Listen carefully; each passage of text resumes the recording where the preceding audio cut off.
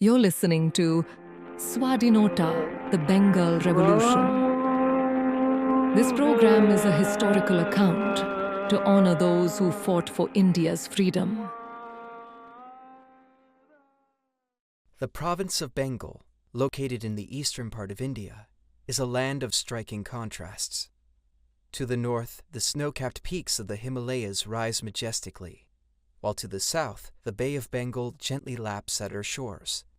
Flanked by other Indian states to the east and west, Bengal is a region rich in rivers, blessed with abundant rainfall, and self-sufficient in food, clothing, and all necessities of daily life.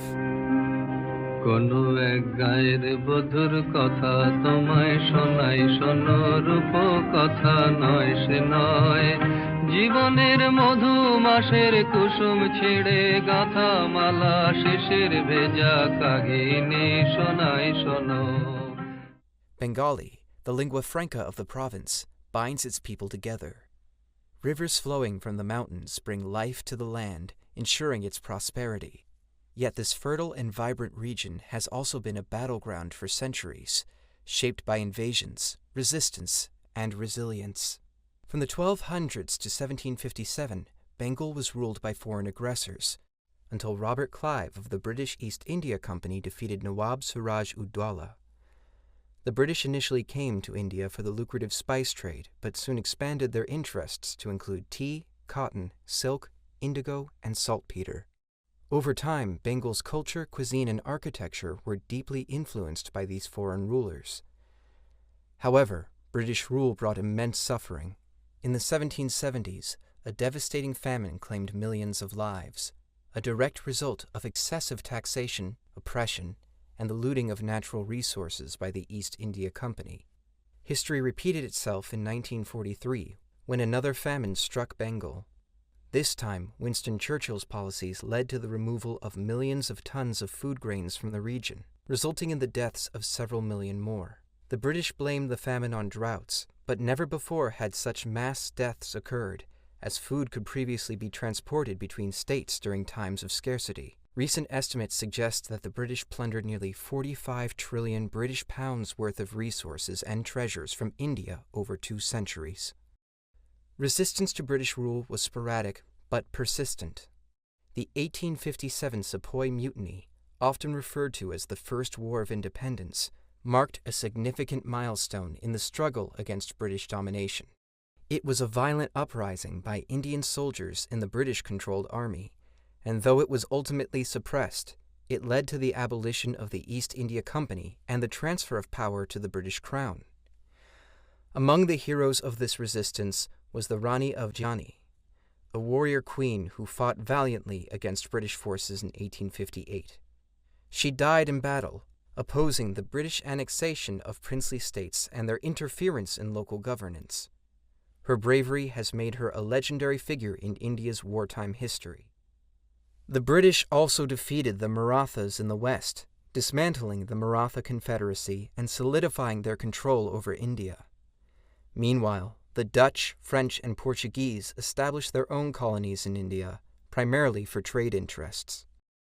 By 1885, a new wave of patriotism and nationalism swept through Bengal. Sarala Devi, born in 1872, emerged as a prominent figure in this movement. Hailing from the renowned Tagore family, she was the daughter of Swarna Kumari Devi and the granddaughter of Mahorshi Devendranath Tagore. A gold medalist in English literature, Sarala Devi became a symbol of strength and resilience for women in India.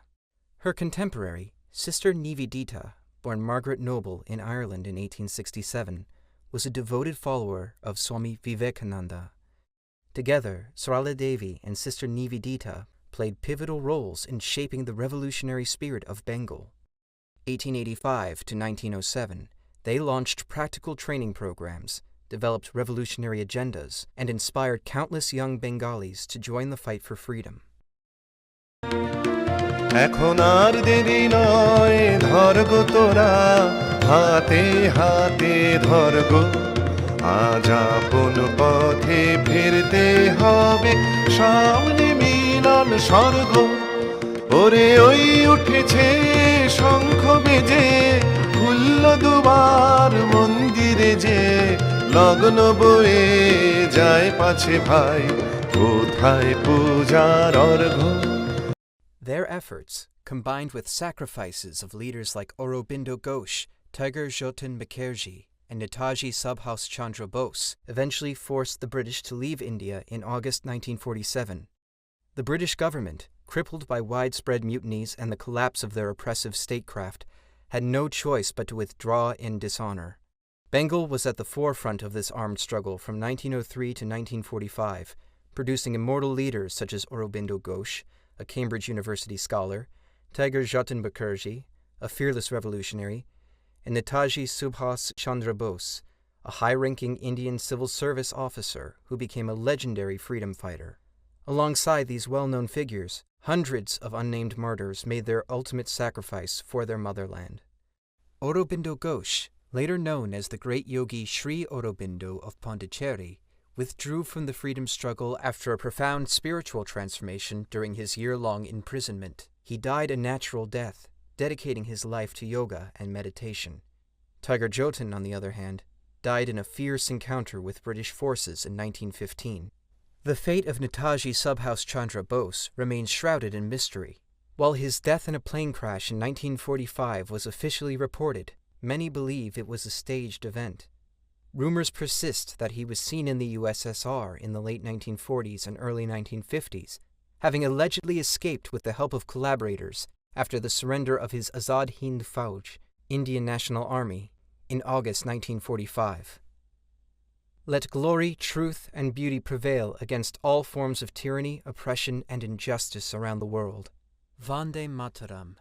I salute my motherland. Vande Mataram. Vande Mataram. Sujalam, Sufalam, Valayagati Pranam. Epigraphs. Truth alone conquers, not falsehood. Mundaka Upanishad. The righteous hold that forgiveness, truth, sincerity, and compassion are the foremost of all virtues. Shanti Parva, the Mahabharata. You shall know the truth, and the truth shall set you free. St. John. This above all, to thine own self be true, and it must follow as the night the day, thou canst not be false to any man. Hamlet. History of India's struggle for independence is like an epic. Each page of this history is soaked in blood. It stands as a testament to extreme resistance and an unwavering commitment to sacrifice. At the heart of this epic was Bengal, a land imbued with the songs of struggle and the call for freedom in every speck of its dust. The soil that embraced Gandhi's principles of satyagraha also ignited the flames of revolution. Over River Padma in a houseboat, national poet Rabindranath Tagore composed poems and songs of freedom and peace. On land, thousands of young men and women took oaths to dedicate their lives to seize independence, while keeping their character steely and pure. Following great leaders of Bengal, the Bengali freedom fighters read the Bhagavad Gita every day and lived a highly disciplined life. The revolutionaries in Bengal blended two approaches of fighting for freedom: satyagraha, non-cooperation, non-violence, boycott on one hand, and armed revolution on the other, championing the message of the Bhagavad Gita to eradicate evil and establish rule of law and righteousness in India, free of foreign yoke. This soil of Bengal gave birth to countless unsung heroes and heroines who fought selflessly for the country's liberation, ignoring the cost of their own lives.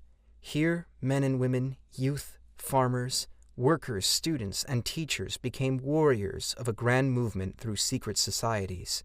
The Revolutionary War in Bengal was for the independence of India. Its alleys, streets, and houses often became backdrops for battles.